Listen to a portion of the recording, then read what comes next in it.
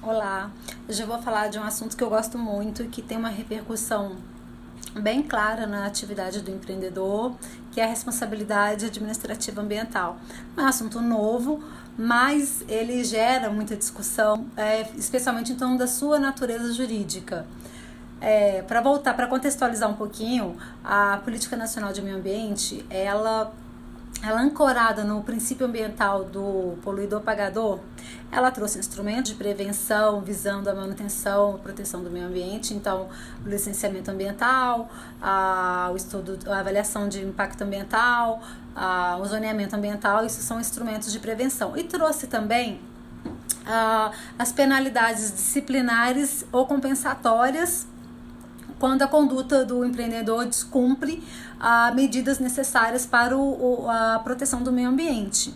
Então, assim, pegando um gancho nessas penalidades disciplinares, tanto os ilícitos administrativos quanto os criminais, que compõem o conceito de penalidades disciplinares, não precisam necessariamente da configuração de um prejuízo, de um dano ao meio ambiente, bastando que a conduta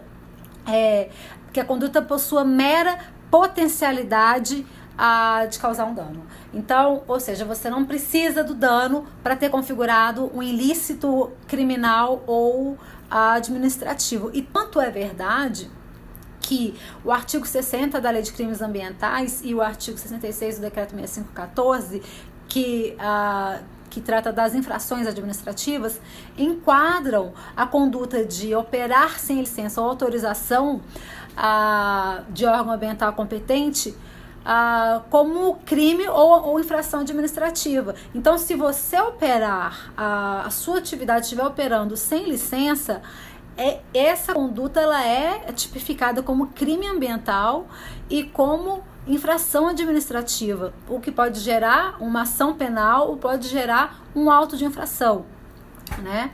E é muito interessante porque você percebe muito claramente no âmbito do disciplinamento ambiental que a responsabilidade civil ambiental, a natureza jurídica dela é muito clara, ela é objetiva. Então basta comprovar um dano e linkar esse dano a uma conduta sem analisar qualquer elemento de vontade ou de culpa, você tem aí configurada a responsabilidade ambiental civil.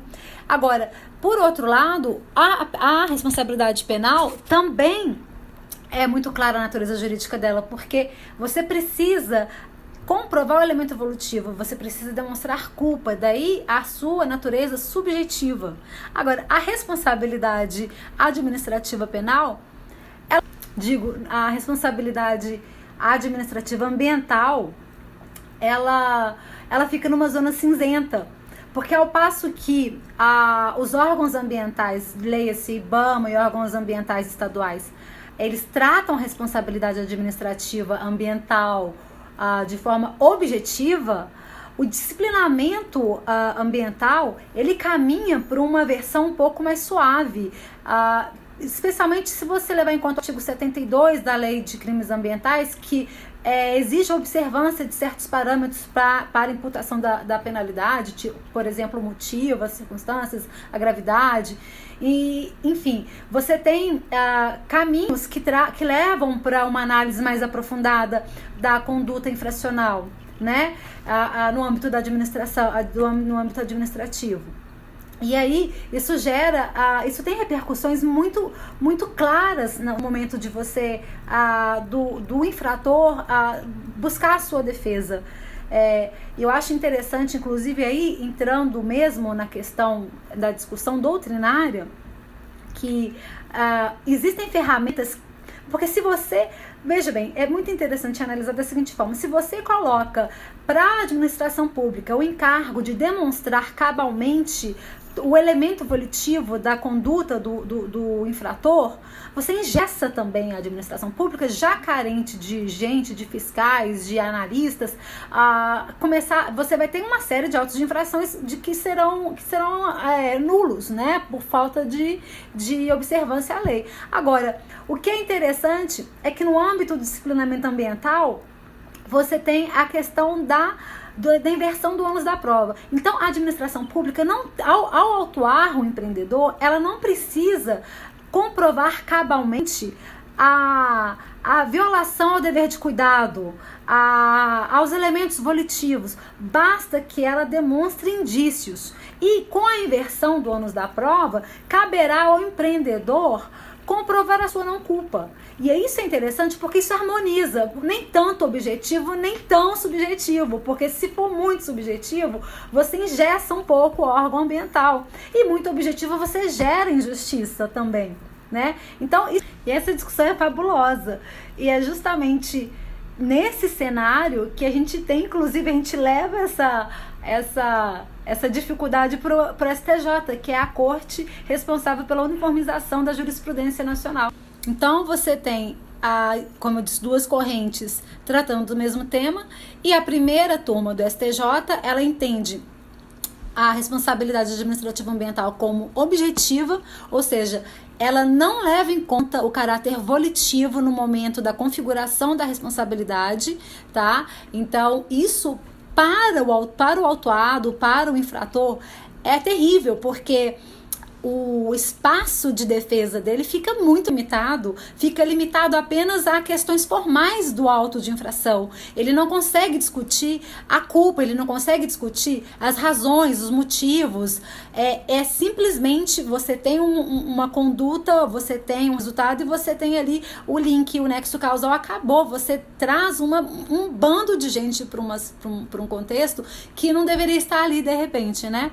Então essa é a primeira turma que traz então essa visão mais objetiva da configuração da responsabilidade administrativa ambiental. E por outro lado, a segunda turma, ela já trata do assunto de outra forma. Ela entende como subjetiva a responsabilidade administrativa ambiental, ou seja, ela condiciona a sua configuração à comprovação, à demonstração de elementos volutivos, do elemento subjetivo da culpa na conduta do infrator.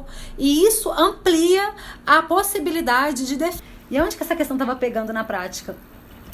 No caso de responsabilização, quando acontece acidente com transporte de carga. De quem que é a culpa? É do proprietário da carga, é da transportadora, é do comprador.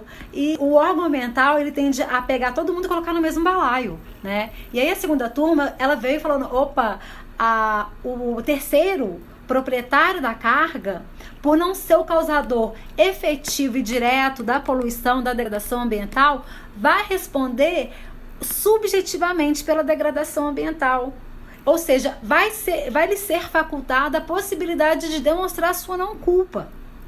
E esse entendimento da segunda turma começa a alterar também o entendimento de alguns jogadores da primeira turma. Então, concluindo, a gente percebe um caminho, um direcionamento da questão da natureza jurídica da caráter subjetivo da responsabilidade administrativa ambiental, e que será harmonizado com o elemento da inversão do ônus da prova, em que você vai ter assegurada o poder de polícia da administração pública no momento da autuação, não haver necessidade de comprovar de forma cabal o elemento subjetivo na conduta do autuado, e por um outro lado você tem a possibilidade de uma ampla defesa em contraditório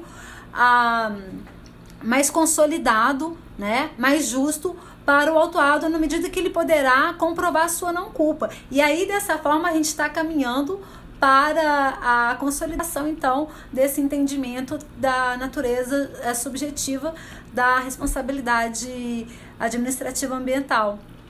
Muito obrigada.